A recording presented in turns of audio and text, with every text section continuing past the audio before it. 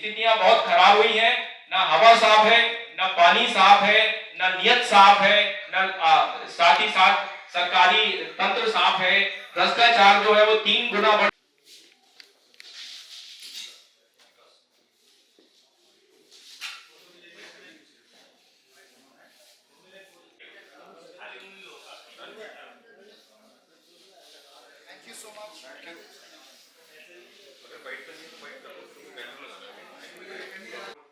the manifesto which is being launched today और इन संस्था का हम लोग बहुत पूरी तरह से ही हम लोग इनको सपोर्ट करते हैं and I'll end here. Thank you so much.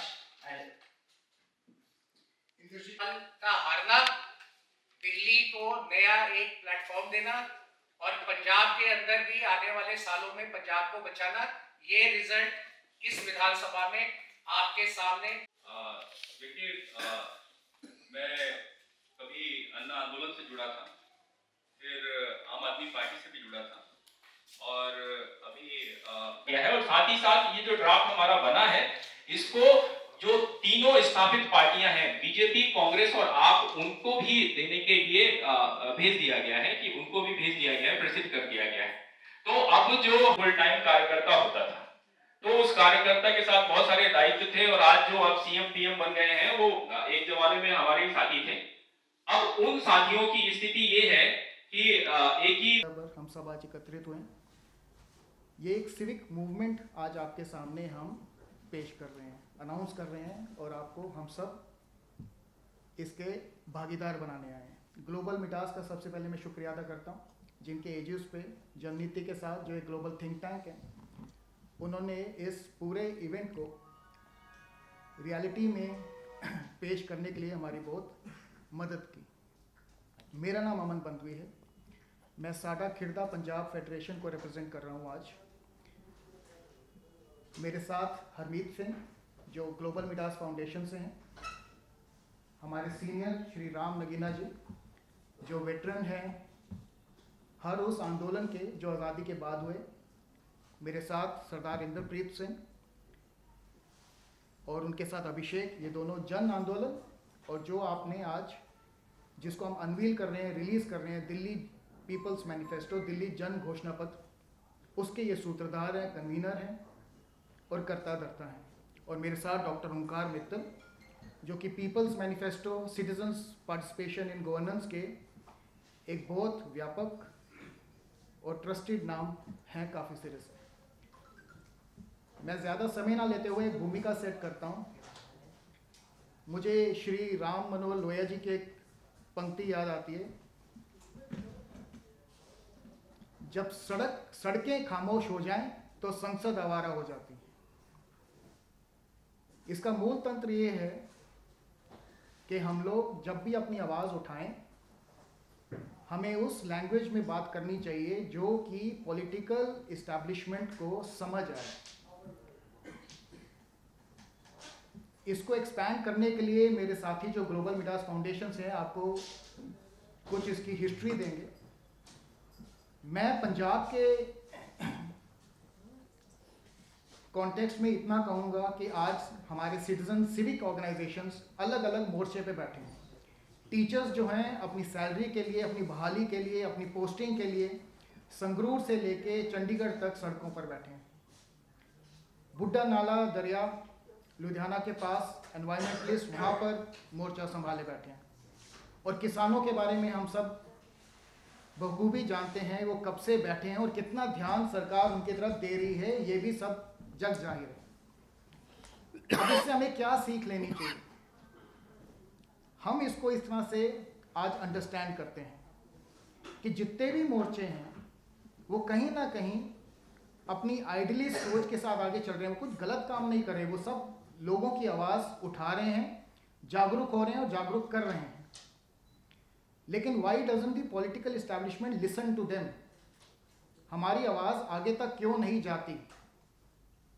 तो इसीलिए जिस पंक्ति से मैंने शुरू किया, सड़कें खामोश हो जाएं तो संसद आवारा हो जाती है। हम जब तक सड़क पे नहीं उतरते, एक एक्टिव पीपल्स मूवमेंट नहीं बनाते और उसको आज के कॉन्टेक्स्ट में उसके साथ मेल नहीं खाते, उसको आज की लैंग्वेज में उसको ट्रांसलेट नहीं करते, तब तक जिसको हम सुनाना चाहते हैं अपनी बात, वो बात नहीं सुन पाएगा, और अगर सुनता भी है तो सुन के अनदेखा कर देता है, आगे से अनदेखा नहीं कर सकेगा। मेरी आज अपील दिल्ली से और पंजाब से, सिटीजन से, कि आप प्लीज़ जागरूक हों, अपना राइट टू फ्रेंचाइज एक्सरसाइज करें, अपना वोट अवश्य दें और अपनी आवाज़ को बुलंद करें। क्या ये वो प्रॉमिसेस होते हैं, क्या वो स्कीम्स होती हैं, मैनिफेस्टो हम किसे कहते हैं, वो क्या होता है घोषणा पत्र, इसको आप जानें। हमारी अपील ये है, जिससे हम इन सब साथियों से जुड़े, कि manifesto should have legal sanctity. Today it does not have any legal sanctity. एक सिंबॉलिक जेस्चर। सारे पॉलिटिकल पार्टीज कुछ दिन पहले या किसी टाइम तो कुछ घंटों पहले अपना मैनिफेस्टो रिलीज करते हैं। It has become a joke. Manifestos are an indicator of mandates, should be an indicator of mandates. वो क्यों नहीं है? और आज दिल्ली जन घोषणा पत्र क्या है, क्या चीज़ हम रिलीज कर रहे हैं, क्या हम जनता को सुपुर्द कर रहे हैं, क्या हमारी आवाज़ बनेगा, इसके ऊपर यह प्रेस कॉन्फ्रेंस है। अब शुरू में मैं आग्रह करूंगा हरमीत सिंह से, जो ग्लोबल मिडास फाउंडेशन से आपको एक संस्था का जो कार्य प्रणाली है उससे अवगत कराएं, और फिर हम इंद्रप्रीत जी के पास आएंगे। Harmeet. Thank you, Aman, and thank you everyone for taking the time out and joining us for this conference. I represent Global Leaders Foundation, and we've been working extensively for people in the areas of Punjab and Delhi. And we have come across a lot of problems which Amanji must have he's mentioned now, wherein teachers have problems, farmers have problems, even the youth is engrossed in substance abuse, which we call as drug abuse. So there are every house, if we talk about Firozpur, Mansa districts, वहाँ पर सारे के सारे families बहुत ज़्यादा affected हैं drug से. Every house, every young kid is into drug abuse. So हम लोग ने बहुत काम किया है उस जगहों पर. इनफैक्ट कि वहाँ पर हम लोग ने जब संसद की पंचों के साथ तकरीबन 60 संसद के पंचेज आए, वहाँ पर सरपंचेज आए, और उन्होंने हमें बताया कि जो वहाँ पर प्रॉब्लम्स इस वक्त प्रिवेलिंग है, फिर हम उस प्रॉब्लम्स को लेकर इनफैक्ट अथॉरिटीज़ के पास गए. We been working for last 5 years and उसका कोई रिजल्ट नहीं आ पा रहा. सिमिलरली अगर हम मानसा डिस्ट्रिक्ट की बात करते तो मेडिकल इश्यूज इतने ज़्यादा हैं कि वहाँ पर 20 to 30 विलेजेस में अभी तक कोई मेडिकल फैसिलिटीज़ ही नहीं है. इनफैक्ट ट्रांसपोर्टेशन ही नहीं है वहाँ पर. तो अब हमने वहाँ पर जाकर कम से कम भी 163 अभी तक मेडिकल कैंप्स लगा चुके हैं, एंटी ड्रग कैंप्स लगाए हैं, रिहेबिलिटेशन कैंप्स लगाए हैं, लेकिन गवर्नमेंट्स की तरफ से हमें कोई भी सपोर्ट नहीं है. तो इतनी सारी प्रॉब्लम्स होते हुए इनफैक्ट दिल्ली में भी हम लोग ने बहुत काम किया है, चाहे वो कोविड हो या कुछ भी कोई भी प्रॉब्लम आती हो, तो हमारी संस्था सबसे पहले जाकर वहाँ पर ये सारे काम करती है. So we been promised lot of things by the governments, prevailing governments and all, and now we are wanting to support, we completely support the manifesto which is being launched today. और इन संस्था का हम लोग बहुत पूरी तरह से ही हम लोग इनको सपोर्ट करते हैं. And I'll end here. Thank you so much. Indra जी, आप प्लीज़ इसकी रूपरेखा बताएं और अपना मत जाहिर करें. पहले तो मैं आप सब जो यहाँ आए हैं उनका धन्यवाद करता हूँ आने के लिए और कवर करने के लिए. उसके साथ में मैं बताना चाहूँगा कि पहले दिल्ली की बात करते हैं कि दिल्ली के अंदर हम लोग पिछले 5 साल से बोल दिल्ली बोल कैंपेन चला रहे हैं. उस बोल दिल्ली बोल कैंपेन पे एक वार्ड के अंदर हमारी टीमें गई, देखा कि वहाँ क्या प्रॉब्लम है, किस तरीके से वहाँ के काउंसलर, एमएलए, एमपी उसको टेकअप करते हैं. और वो सारे का सारा कैंपेन एक फ्लैगशिप हमारा पिछले 5 साल से चला, जिसमें हमारे अरुण कुमार शर्मा जी उन्होंने उसको पूरे दिल्ली में लीड करा. अब जब वो बोल दिल्ली बोल कैंपेन चला तो राजेंद्र नगर हुआ. जब राजेंद्र नगर हुआ 48 घंटे के अंदर वहाँ के सारे बच्चों की आवाज़ दबा दी गई। ये वही बच्चे हैं जिनके माँ बाप उनको चाहते हैं कि वो सिविल सर्विसेज में आए, देश के लिए कुछ करे, और जब यहाँ पर आते हैं तो उनको कोई व्यवस्था तो मिलनी क्या है। उसके साथ में उनके साथ जो हुआ और ब्लेम गेम शुरू हो गई, कोई किसी को जिम्मेदारी दे रहा था, कोई किसको जिम्मेदारी दे रहा था। जब हमने ये देखा वहाँ से तो हम लोगों ने निश्चय किया कि ठीक है, अब हम इनकी आवाज़ बन के उठाएंगे और कंटेस्ट करेंगे। तो हमने वहाँ पे राजेंद्र नगर विधानसभा से अपनी नॉमिनेशन फाइल करी। तो मैं सरदार इंद्रप्रीत सिंह, तो हमने वहाँ से मैंने नॉमिनेशन भरा। साथ ही साथ में जो राजेंद्र नगर है, ये वो सीट है जहाँ से राघव चड्ढा, दुर्गेश पाठक और यहाँ के जो मेयर है वो सारे के सारे उसी एरिया से आते हैं। जब हमने वहाँ नॉमिनेशन भरा और 5 साल से हमारा ये कैंपेन चल रहा था, और जब ये आवाज़ें बुलंद होने लगी तो 55 से 60% वहाँ की जो वोटें हैं वो सिख और पंजाबियों की है। किसी भी पार्टी ने जब नॉमिनेशन का टाइम आया, किसी भी सिख और पंजाबी कैंडिडेट को किसी भी पार्टी ने इसमें से उतारा नहीं। वो एक ऐसी सीट है जिस सीट पे 100% बीजेपी को वोट जो है बाइकआउट किया जाता है, और उसकी सीटें जाती हैं, वोटें जाती हैं सिख और पंजाबियों की आम आदमी पार्टी को।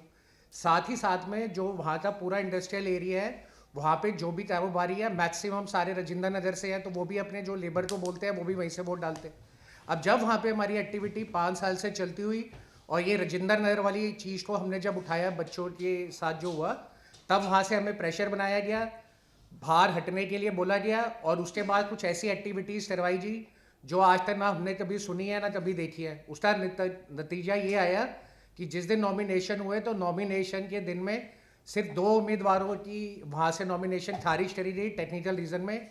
एक मैं सरदार इंद्रप्रीत सिंह और दूसरा वहाँ पे जो चला गया उनका नाम था ध्रुव, वो भी थे, और ध्रुव जो है वो भी पंजाबी है। तो सवाल ये है कि अब अगर देखें कि नई दिल्ली की ये अपनी राजेंद्र नगर विधानसभा से कौन कैंडिडेट है, तो एक ही उपाय मिलता है कि अगर यहाँ से आवाज़ दबा दी जाए सिखों की, पंजाबियों की, तो वो आवाज़ पंजाब तक भी नहीं पहुँचेगी। अब इसके केस में हमने पंजाब के अंदर प्रेस कॉन्फ्रेंस करी, तो पंजाब से जो बातें निकल के आई वो मैं आपको बताना चाहूँगा, शायद यहाँ के लोगों के लिए पहली बार ऐसा सुना होगा। सारी की सारी जो आज यहाँ की पॉलिटिकल फंडिंग करी जा रही है आम आदमी पार्टी की, वो सारी की सारी फंडिंग का जो सूत्र है वो सिर्फ और सिर्फ पंजाब है। तो पंजाब जो आज डेट क्राइसिस में है, वहाँ वो सैलरी नहीं दे पा रहे, टीचर स्टूडेंट्स एनवायरनमेंट मोर्चे पे लगे हुए हैं सैलरियों के लिए, और भर भर से वो पैसा लाके दिल्ली में लगाया जा रहा है। साथ ही साथ जब हमने वहाँ पे प्रेस कॉन्फ्रेंस करी तो जितने भी वहाँ मोर्चे खुले हैं, जो भी अमन जी ने बताया, वो सारे लोग हमारे साथ जुड़े और उन्होंने बताया कि किस तरीके से वहाँ पे गवर्नमेंट उनकी बात दबा रही है। अब उसका नतीजा ये है कि उन्हें जब पता चला कि ऐसे कोई दिल्ली से संगठन आया है और ऐसी बातें कर रहा है, तो उन्होंने हमें समर्थन दिया। और अब इस विधानसभा चुनाव के अंदर नई दिल्ली विधानसभा से अरविंद केजरीवाल हारेंगे बुरी तरीके से। हारने के साथ में आम आदमी पार्टी पे भी यहाँ पे विखल बैठेगा, और साथ ही साथ आप इसका डायरेक्ट इम्पैक्ट देखेंगे कि डायरेक्ट इम्पैक्ट इसका ये आएगा कि पंजाब में भी आम आदमी पार्टी की सरकार गिर जाएगी। तो ये जो जन आंदोलन की एक शुरुआत हुई है जो पंजाब से किया गया, उसके पीछे यही निकल के आया कि आज जो दिल्ली का वेलफेयर डेवलपमेंट मॉडल ले जाके पंजाब वालों को दिखाया गया, एनआरआईज को दिखाया गया, यहाँ पे 1+1 की स्कीम चलाई गई और वहाँ बोला गया कि हम नशे से लड़ाई कर रहे हैं। तो सारी चीज़ें जो यहाँ की दिखा के वहाँ पे अपने आप को काबिज किया, और उसको रोकने के लिए ये मूवमेंट अब बड़ा अच्छा शेप ले चुकी है। तो इसी चीज़ों के साथ मैं बताना चाहूँगा कि ये जो अब विधानसभा के चुनाव आ रहे हैं और जो ये पब्लिक मैनिफेस्टो बनाया गया है, हर पार्टी अपनी तरफ से एक ही मैनिफेस्टो दे रही है कि आज लेडीज़ के लिए क्या सुविधा है, उसके साथ में सीनियर सिटीज़न के लिए क्या सुविधा है।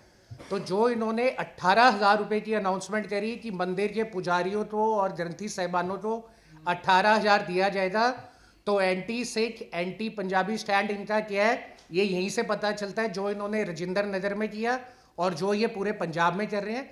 और जिस दिन ये अनाउंसमेंट इन्होंने 18,000 रुपये की करी, नई दिल्ली विधानसभा के अंदर हम लोगों ने एक कार्यक्रम करा गया जहाँ पुजारी थे, और उसी पुजारियों की संसद के बाद और उसी धर्म संवाद के बाद इमीडिएटली ये अनाउंसमेंट आ गई। तो ये कहना है कि जो भी ये जुमले दिए जा रहे हैं, इन जुमलों के नीचे कोई तंत्र नहीं है, और 13 साल का वेलफेयर और डेवलपमेंट कहीं पर भी नहीं है। और इस बार नई दिल्ली विधानसभा से केजरीवाल का हारना दिल्ली को नया एक प्लेटफॉर्म देना और पंजाब के अंदर भी आने वाले सालों में पंजाब को बचाना, ये रिजल्ट इस विधानसभा में आपके सामने बड़ी जल्द है। Thank you. Very strong words interpret. मैं अभी अभिषेक जी से रिक्वेस्ट करूंगा अपने व्यूज़ रखें। धन्यवाद मीडिया साथियों। देखिए, मैं कभी अन्ना आंदोलन से जुड़ा था, फिर आम आदमी पार्टी से भी जुड़ा था, और अभी मैं एक थिंक टैंक जन नीति और Indian association of political consultant का पार्ट हूँ। साथ ही साथ हमारे बहुत सारे साथी हैं जो दिल्ली की राजनीति में सक्रिय हैं, लेकिन मैं दिल्ली में कम समय दे पाता हूँ क्योंकि मेरा काम और कारोबार कुछ ऐसा है। तो अभी पिछले 40 दिन पहले एक हमने कार्यक्रम किया था और वहाँ से ये तय हुआ कि हम लोग दिल्ली जन घोषणा पत्र बनाएंगे, क्योंकि जन घोषणा पत्र का जो आवश्यकता है वो आवश्यकता ये है कि अभी जो पार्टियों के जन घोषणा पत्र बनाए जा रहे हैं वो सिर्फ और सिर्फ फ्रीबी सेंट्रिक है, उससे बियॉन्ड कोई बात नहीं करता। तो एक सामाजिक व्यक्ति होने के नाते एक हमारा ये दायित्व है कि हम उन बातों को रखें जो कि आमतौर पर पार्टियां छोड़ देती हैं, पार्टियां उनको निगलेक्ट करती हैं। तो ये ध्यान में रखते हुए हमारे जितने भी साथी थे उन्होंने तय किया कि जन घोषणा पत्र बनाया जाएगा। 16 लोगों की एक टीम बनाई गई और उसमें हमारे कुछ टीम के मेंबर यहाँ बैठे हुए हैं। तो उन सबकी मदद से टेलीफोनिक और फेस टू फेस इंटरव्यू करके सभी के ओपिनियन लिए गए। दिल्ली की जितनी भी RWS थी उनमें से ज़्यादातर ग्राम सभाओं के जो प्रमुख लोग थे उनसे ज़्यादातर, फिर इसके बाद यूनियन, इंडस्ट्रियल एसोसिएशन और तरह तरह के सामाजिक लोग, आंदोलन के लोग और बाकी लोगों से ओपिनियन ली गई। तो लगभग 10,400 लोगों से ये ओपिनियन इकट्ठा की गई और इसमें 35 से 40 दिन लगे। अभी भी कुछ चीज़ें उसकी जो हैं शेष हैं, लेकिन हमने इसका ये जो है एक ड्राफ्ट आप लोगों को अभी रिलीज कर दिया है। और साथ ही साथ ये जो ड्राफ्ट हमारा बना है इसको जो तीनों स्थापित पार्टियां हैं, बीजेपी, कांग्रेस और आप, उनको भी देने के लिए भेज दिया गया है, कि उनको भी भेज दिया गया है, प्रसिद्ध कर दिया गया है। तो अब जो हमारा प्रयास है वो हमारा प्रयास ये है कि ये जो घोषणा पत्र बना है, इस घोषणा पत्र में जो चीजें निकल के आई हैं वो कुछ चीजें चौंकाने वाली हैं।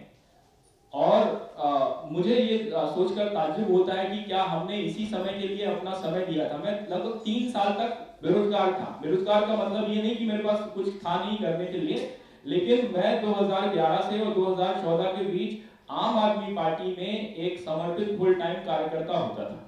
तो उस कार्यकर्ता के साथ बहुत सारे दायित्व थे और आज जो अब CM PM बन गए हैं वो एक जमाने में हमारे ही साथी थे। अब उन साथियों की स्थिति ये है कि एक ही बस शेर आता है कि ऐसा कोई सगा नहीं जिनको उन्होंने ठगा नहीं। तो ये वो लोगों की एक संस्था बन चुकी है और आम आदमी पार्टी में आम आदमी का पता नहीं है।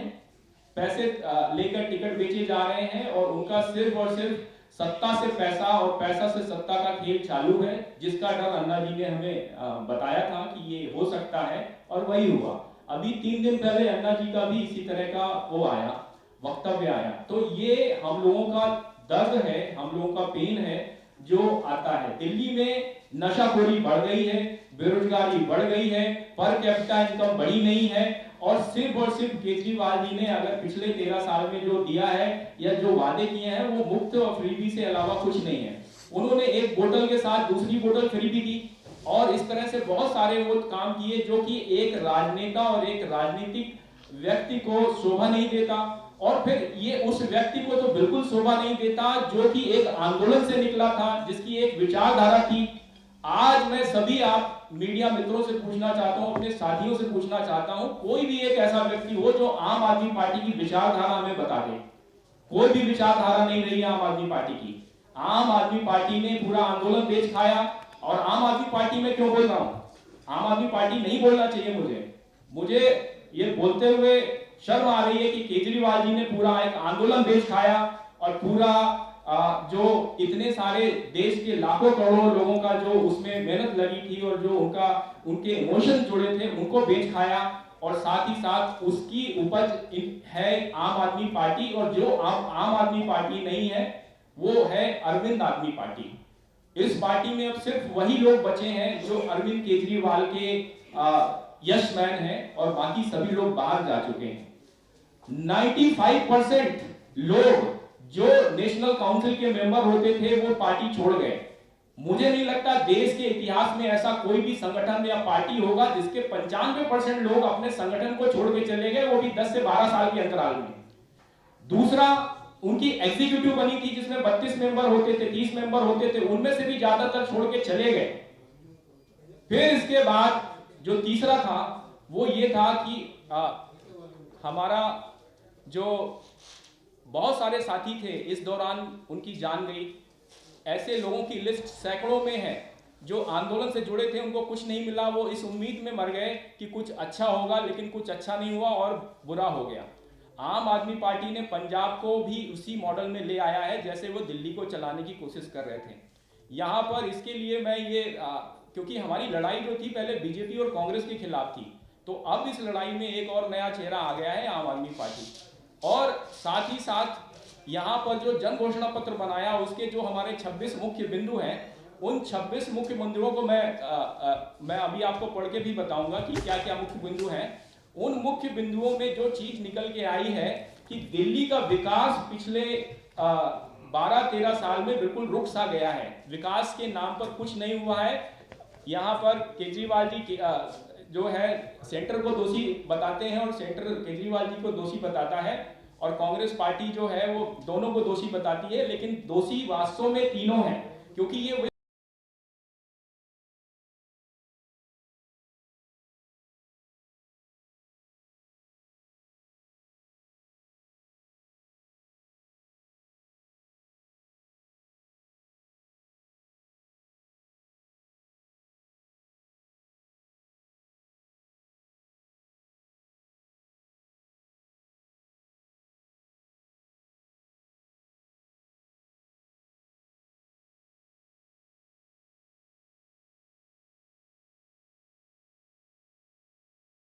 दिल्ली के वरिष्ठ नागरिकों को जो सहायता दी जाती है माहवारी, वो बंद है।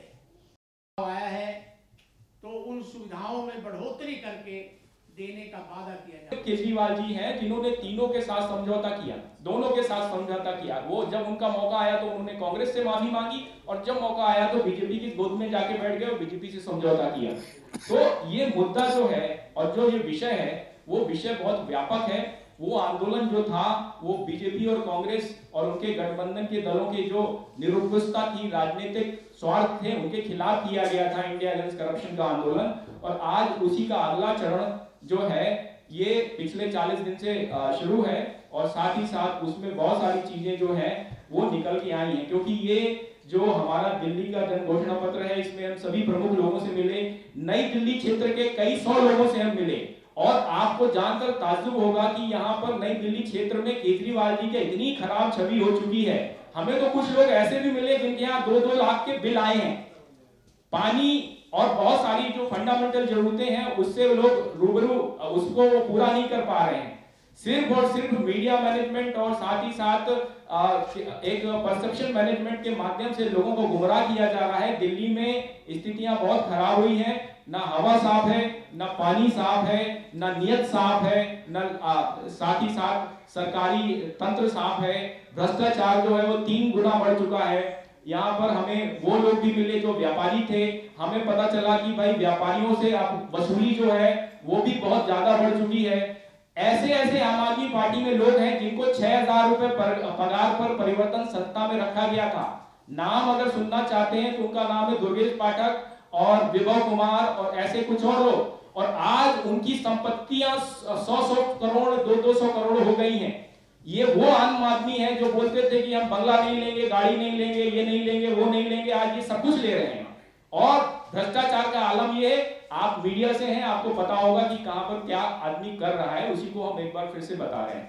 तो जो हमारे साथी अन्ना आंदोलन से जुड़े थे, जो दूसरे आंदोलन से जुड़े थे, उन्होंने तय किया है कि इस बार केजरीवाल जी को हमें सबक सिखाना है, और सबक सिखाने के लिए जो सबसे अच्छी जगह है वो नई दिल्ली है। ये जो जन घोषणा पत्र में जो विषय हैं, ये विषय में प्रवासी नीति, दिल्ली यमुना की स्थिति, जल की स्थिति, संविदा कर्मचारी, सफाई कर्मचारी, रेहड़ी पटरी वालों की स्थिति, दिल्ली की औद्योगिक नीति, दिल्ली की स्मार्ट सिटी और अनुसंधान नीति, दिल्ली के युवा रोजगार और स्वरोजगार नीति, दिल्ली के प्राथमिक माध्यमिक और उच्च शिक्षा नीति, दिल्ली का यातायात की स्थिति, वरिष्ठ नागरिक और विकलांगों की स्थिति, महिला और बच्चों की स्थिति, स्लम और जेके क्लस्टर का विकास, पीने का पानी, हेल्थ केयर और साथ ही साथ ये फ्रीबी योजनाओं का आकलन कि वो जनता को कितना उससे फायदा मिल रहा है। फिर दिल्ली की कानून व्यवस्था, दिल्ली का ग्राम क्षेत्र विकास, दिल्ली का प्रशासनिक सुधार, दिल्ली की कला संस्कृति और भाषा और उसके संबंधित विषय, खाद्य सुरक्षा और विपणन नीति, नशा मुक्त दिल्ली और इसके अलावा दिल्ली की ऊर्जा नीति और साथ ही साथ दिल्ली की पर्यावरण और पर्यावरण संबंधित नीतियां, दिल्ली का नगर नियोजन और अवैध कॉलोनियों के विषय में किए गए काम, स्वास्थ्य नीति, कचरा प्रबंधन और साथ ही साथ सत्ता का विकेंद्रीकरण, जो मोहल्ला सभा का नाम उन्होंने दिया था और सशक्त लोकपाल की बात की थी, उन सारे विषयों को इसमें हमने जोड़ने का प्रयास किया है। और भी बहुत सारे विषय हैं, वो अगले ड्राफ्ट में हम देंगे आपको।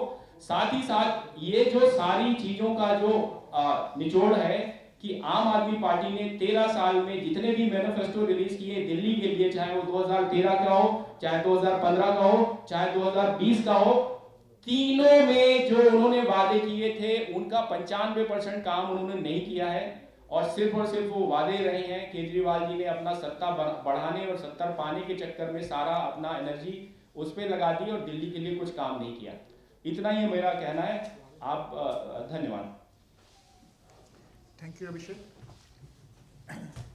हम साडा खिड़ता पंजाब फाउंडेशन और जननीति इसका आंकलन इस तरह से करते हैं, जो मेरे साथियों ने कहा कि सबसे पहले तो अपील है सिटीजन से कि हर पॉलिटिकल पार्टी से उनकी क्या मंशा है, क्या वो प्रॉमिस करते हैं, ये रिटर्न में मांगे। इसी को मैनिफेस्टो कहते हैं। मैनिफेस्टो में अपना योगदान दें। Second, once it is put in the manifesto, हम कैसे, how can we hold them accountable. So इनका ऑडिट और अकाउंटेबिलिटी मैकेनिज्म होना चाहिए। Today this is the first step. एक over the period of time, पिछले कितने महीनों से कितने टीम्स लगी हुई हैं जिन्होंने घर घर जाकर हर डिस्ट्रिक्ट में, हर कॉन्स्टिट्यूंसी में लोगों से मुलाकात की और उनकी क्या चैलेंजेस हैं, क्या कंसर्न्स हैं। ज़्यादा इंटरेस्टिंग इसलिए था ये कि पहले हमने उसको मापा कि लोगों ने इसे प्रॉमिस किया था लेकिन उसे निभाया नहीं। तो how can a manifesto also be an audit mechanism. तो पोस्ट दिस कॉन्फ्रेंस हम एक छोटी डिबेट भी आप सबके साथ करेंगे जिसमें how are manifestos and indicator of mandates, इस पे चर्चा होगी। हमारी भूमिका आज ये है कि हम सबसे अपील करते हैं कि अपने कंसर्न्स को जागरूक रखें, उसको वोकल हों, उसके बारे में लोगों तक पहुंचाएं। And manifesto is the sure shot way of reaching everyone. Her voter तक पहुंचने का सबसे आसान तरीका ये घोषणा पत्र होता है और सब अपना इसमें योगदान दें।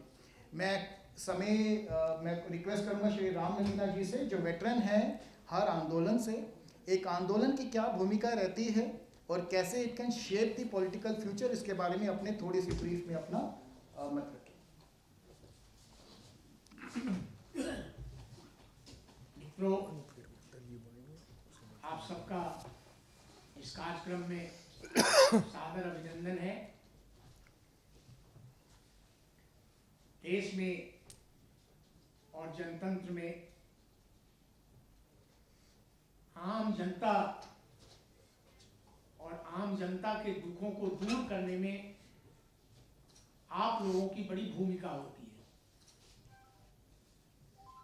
जनतंत्र का चौथा पाया है मीडिया, इसलिए मीडिया की बड़ी जिम्मेदारी बनती है। इस देश में जब जब देश के लोगों पर विपत्ति आई है, उनकी सुविधाएं गौण हुई हैं, तो उसमें मीडिया ने प्रमुख कर्तव्य निभाया है, बड़ा रोल प्ले किया है। एक बार पुनः मीडिया को आगे आना होगा। देश की जो वर्तमान स्थिति है उसमें मीडिया को मेन पॉइंट बताना चाहूँगा। जैसे अकाउंटेबिलिटी की बात हो रही है, अभी मित्तल जी ने भी कहा, यहाँ पे जितने भी सिविल सोसाइटी ऑर्गेनाइजेशंस हैं हमारी, उन लोगों ने कैंपेन चलाया दिल्ली के अंदर कि हिसाब दो। तो सवाल है हिसाब क्या दो। क्या होता है, अलग अलग विधानसभाओं पे सेम ही पार्टियों के अलग अलग कैंडिडेट उतर जाते हैं, बट वो ये अपना रिपोर्ट कार्ड नहीं बताता कि मैं 5 साल जब यहाँ पे एमएलए था मैंने किया क्या। तो वो जब हमने कैंपेन चलाया और सारे MLAs को लेटर भी लिखे और उनको अप्रोच भी करा कि जो आज आपकी पार्टी से नया कैंडिडेट उतरा है उससे पहले जरा ये बता दो जो 5 साल पहले यहाँ पे था उसको कितना बजट मिला और उसने कितनी वेलफेयर और डेवलपमेंट करी।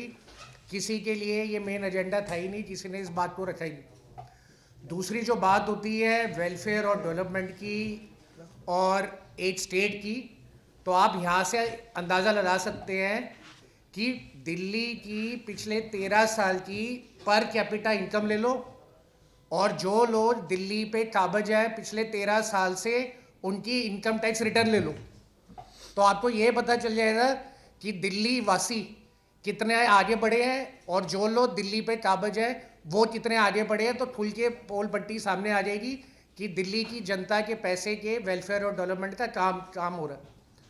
और तीसरा जो मैं बताना चाहूँगा पॉइंट वो ये बताना चाहूँगा, जब यहाँ पे बड़ी मजबूती से सिखों ने पंजाबियों ने बढ़ चढ़ के साथ दिया आम आदमी पार्टी को शुरू में, जिसको गुमराह करके फिर पंजाब के ऊपर ये काबिज हुए, हम लोगों ने 50 सरपंचों से ज़्यादा को फरीदकोट में बुलाया।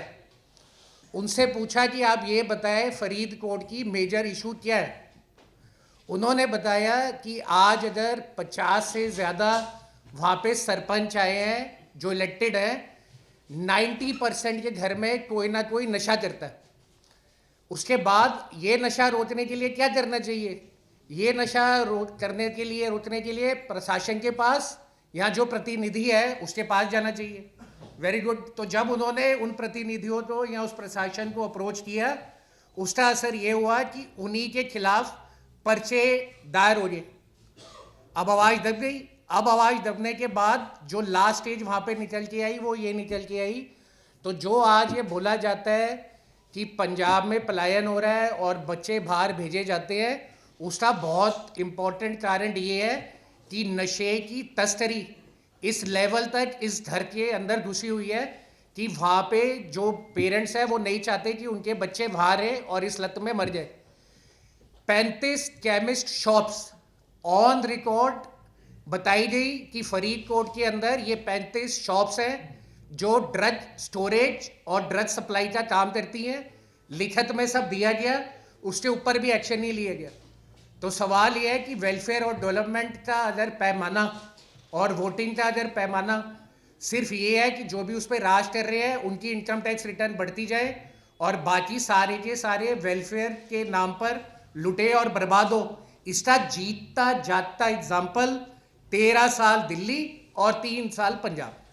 तो जो भी आज अगर ये सोचता है कि 2100 रुपये या 3000 रुपये या सीनियर सिटीज़न के लिए, तो जो राजेंद्र नगर में बच्चों के साथ हुआ वो दिल्ली में किसी भी जगह किसी के भी बच्चों के साथ हो सकता है, क्योंकि कोई भी आज सवाल ये बुनियादी तौर पे अपने एरिया की नहीं कर रही। तो इसी के साथ मैं आप सबका धन्यवाद करूँगा और उसके बाद कोई क्वेश्चन आंसर है वो है, और एक नई दिल्ली के लिए आह्वान करिए। हाँ, सब लोग जुटे हैं कीजिए। और साथ में ये एक मैनिफेस्टो जो हमने बनाया ये आपको दिखाई देगा।